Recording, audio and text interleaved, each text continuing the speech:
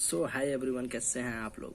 आशा करता हूँ कि आप लोग बढ़िया होंगे। चैनल में नए हैं तो प्लीज़ चैनल को सब्सक्राइब कर लीजिएगा और बेल आइकन को दबा के ऑल को प्रेस कर दीजिएगा ताकि मैं जब भी कोई वीडियो बनाऊँ उसका नोटिफिकेशन सबसे पहले आप तक चला जाए। तो चलिए, भोजपुरी में एक गाना है ढोंडी चटवा, देवरा ढोंडी चटवा, जिसके सिंगर का नाम है चंदन चंचल जी। तो काफ़ी अच्छे गाते हैं, जिनके गानों को लेकर काफ़ी सारा विवाद रहा और उनके राइटर आईसीयू में भर्ती भी हो गए। आखिर में वो गाना कैसे शूट हुआ ये तो देखना बनता ही है। अगर आप लोग भी देखना चाहते हैं तो वीडियो में एंड तक बने रहिएगा, क्योंकि मैं दिखा रहा हूँ कि पटना के स्टूडियो में कैसे ये गाना जो है शूट हुआ है, मतलब रिकॉर्ड हुआ है। जो चंदन चंचल वहाँ भी कैसे ढोंडी चाट रहे हैं, जैसे वीडियो में चाट रहे हैं, वहीं भी काफ़ी मतलब फीलिंग के साथ गाना गा रहे हैं। देखिएगा, मज़ा आ जाएगा। तो चलिए देखिए लोग वीडियो को।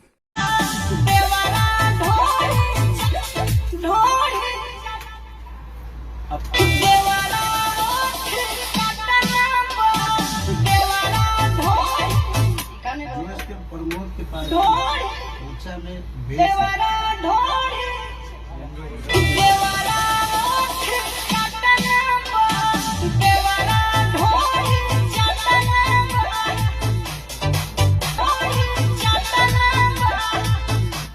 अब या फिर शुरू वाला बा भातार साला पटना बा पतिया नतिया पतिया नतिया पटना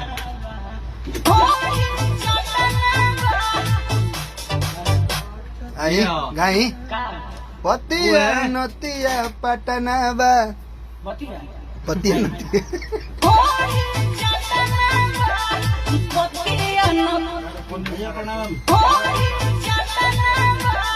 पतिया नतिया पटना एक के बार बा पतिया नतिया पटना भैया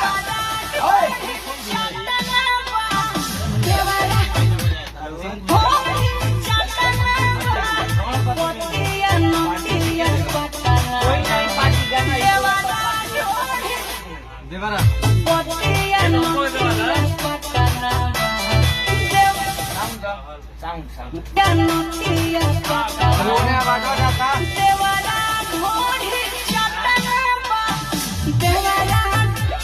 देखिए ना, शनिवार के ना कुछ कल तो फिर कुछ